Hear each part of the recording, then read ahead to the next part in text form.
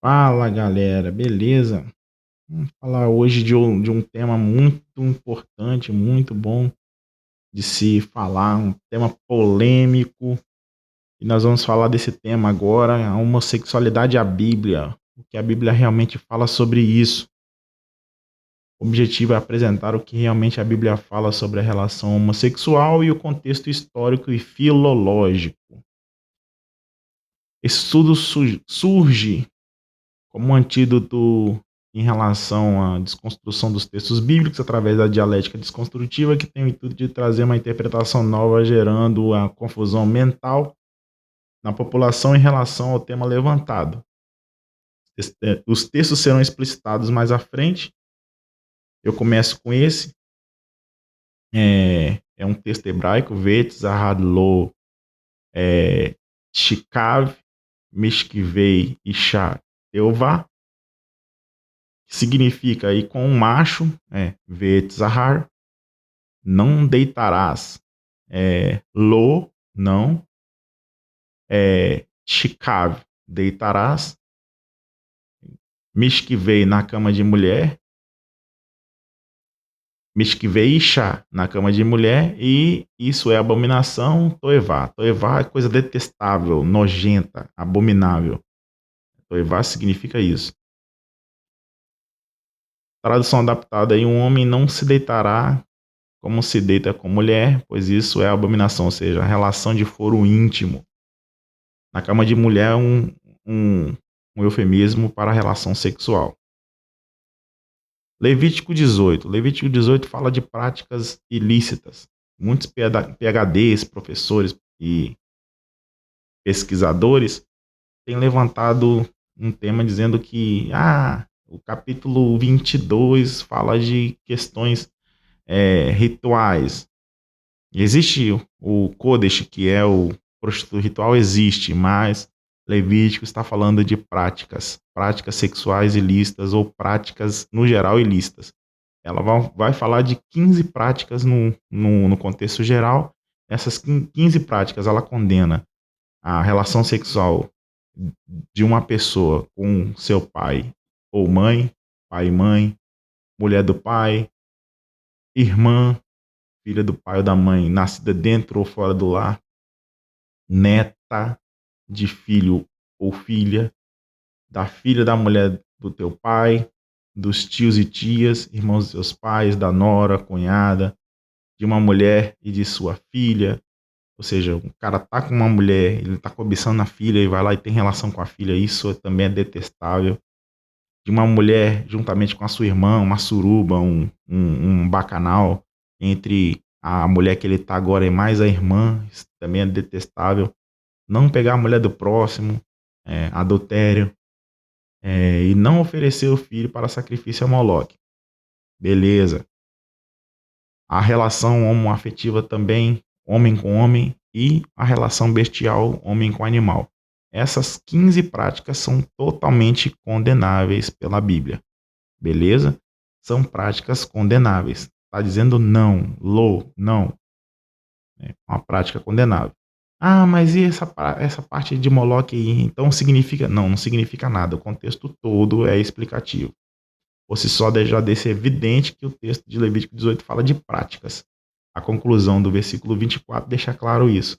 Portanto, a proibição é clara sobre as práticas imorais. O nome Moloque significa Meler, né, na língua fenícia. A língua fenícia é a língua da Palestina, de Canaã, e ela tem similaridades com o hebraico. Na verdade, a língua falada naquela época, o hebraico bíblico, era uma língua fenícia. Então, Meler significa rei, né? E esse deus ele foi atribuído a uma palavra hebraica que significa vergonha, que é o Boshé. A vogal de Boshé, é o O, partiu para Meler. Então, ao invés de pronunciar Meler, os rabinos e os professores da lei, quem lê a Bíblia, pronuncia Moller, para denotar o quão vergonhoso era aquele culto, quão abominável era para a religião judaica. Então, a vergonha de rei, ó, um rei vergonhoso, vergonha, abominação, por causa do culto imoral e profano que era praticado.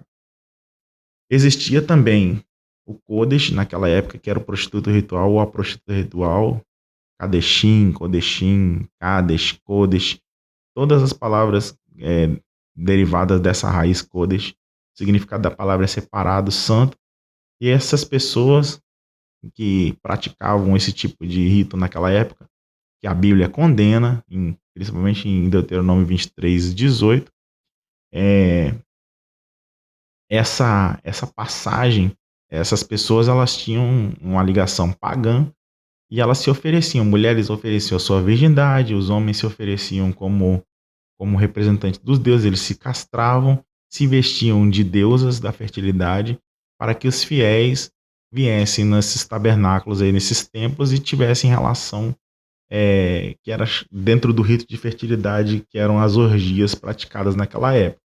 Isso era uma prática condenável e por isso Deus estava, de acordo com o verso 24 de Levítico 18, expulsando aquelas pessoas daquela cidade, diante das faces do povo de Israel.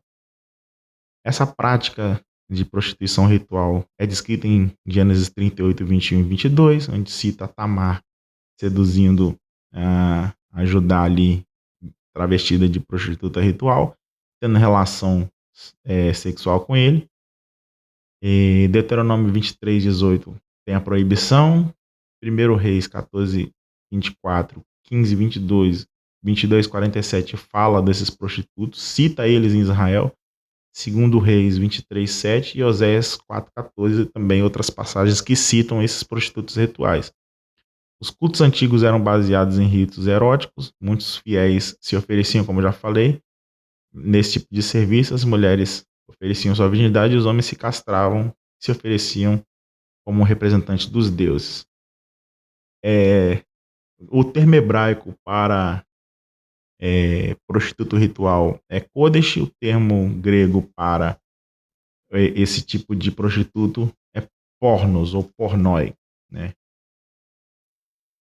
Existem mais outros termos relacionados a esse tipo de prática. O pornos pode ser tanto a prostituição feminina como masculina.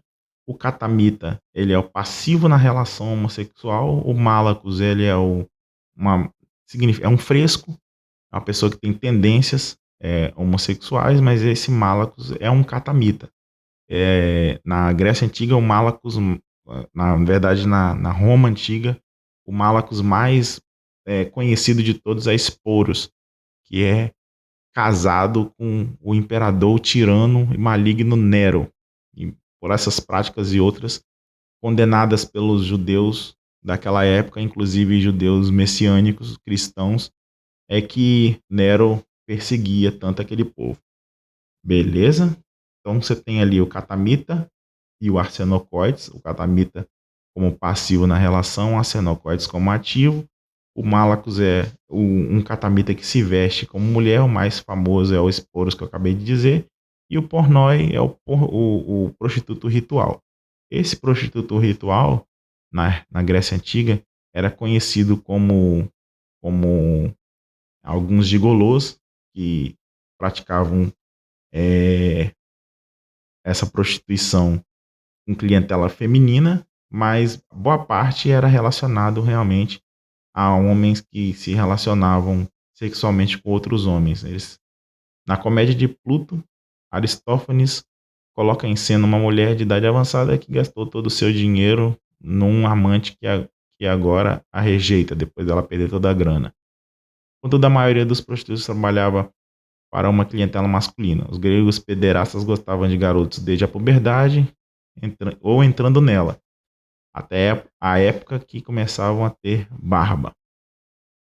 Dessa forma, visitavam ginásios para atraírem jovens e seduzirem com presentes. Então eles iam até os ginásios, esses pederastas, e seduziam jovens.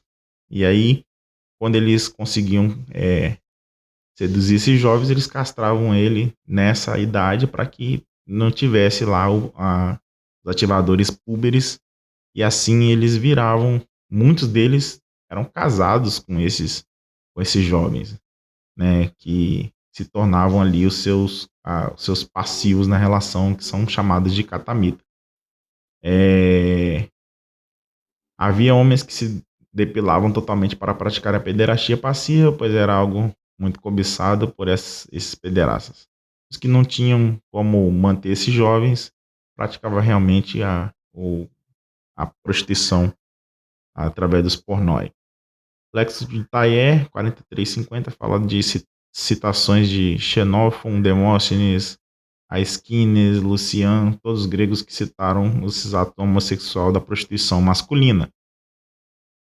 Agora, voltando para as referências bíblicas, gostaria de citar aqui as referências bíblicas relacionadas aos prostitutos rituais, né, que são o léxico de Brown Drive Briggs, que é o BDB 8440, o léxico de Halot, que é um dos léxicos mais maravilhosos que tem, se não me engano é do Bauer Dunker. Não, Bauer Dunker o grego. O hebraico é o Koehler Baumgartner, que é o Koehler Baumgartner. O Halot é o Koehler Baumgartner. Aqui nós temos, e eles falam exatamente disso, ó, para a prostituição no culto antigo do Oriente, tanto a prostituta aqui como o prostituto, aqui em cima aqui, prostituto do templo, né, e as citações que eu disse anteriormente estão relacionadas a eles. Tem outro aqui também, outro dicionário, o Pons, e também o Tuot. No grego, falando de pornos, tem Friberg 22688, Bauer Dunker 6092. Para mim, Bauer Dunker é um dos melhores dicionários que tem do grego. Léxico de Itaia também é ótimo. EDNT 4292, Léxico de Itaia 4350. Falando de pornos. Malacos, Friberg 17719. Tem gente que fala que não, mas o dicionário colocando figurativamente em mau uso, sentido dos homens efeminados. Também fala não humanos relacionados a um conto épico de um rapaz, Ganes, uma coisa assim, que é raptado por Júpiter, ou Zeus, né? E ele é levado e possuído no ar, e depois feito copeiro lá no Olimpo. Bauer Dunker fala também de Malacos 4692, que é o passivo em um relacionamento do mesmo sexo, os catamitas, ou meninos sodomizados de outros homens de tal relacionamento, e cita outros. Taia também fala metaforicamente mau sentido efeminado catamita, e o DNT também fala sobre Malacos.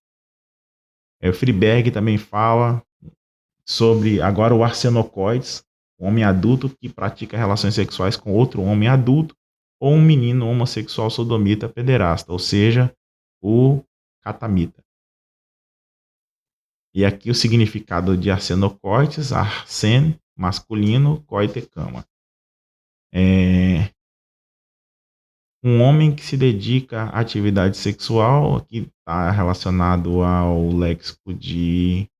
Cadê o léxico? O léxico de Friberg, não, Bauer Dunker. Bauer Dunker fala: homem se dedica à atividade sexual com pessoas do próprio sexo. Ele é um pederasta. E tem outros e outros.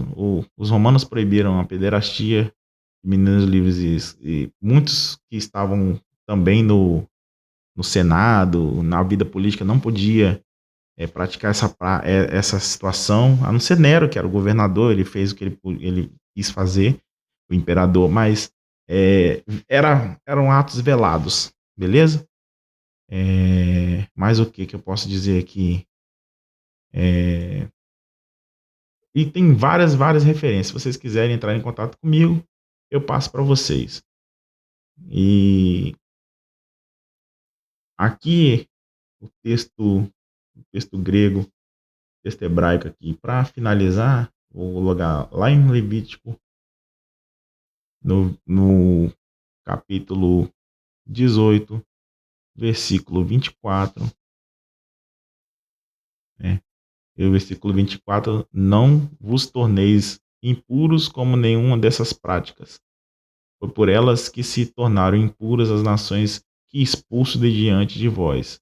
O texto aqui, em hebraico, também está dizendo a mesma coisa, esse al aqui no sentido de negação. Al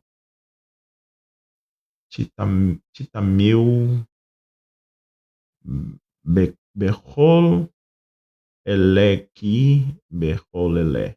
Aqui, ó, não se contaminem. Aqui, ó, o verbo é itpael. Itpael é a voz causativa que significa voz causativa não, itpael é a voz reflexiva. A voz reflexiva está relacionado a uma pessoa que ela ela realiza a ação em si própria. Então ela é tanto o agente como o paciente da ação. O vav final aqui é uma partícula na segunda pessoa masculina plural, então significa e não se contaminem e não se sujem, né? Unclean, não se sujem, não se tornem impuros. Berrolelé, esse berrolelé com todas essas práticas, a prática fica implícita,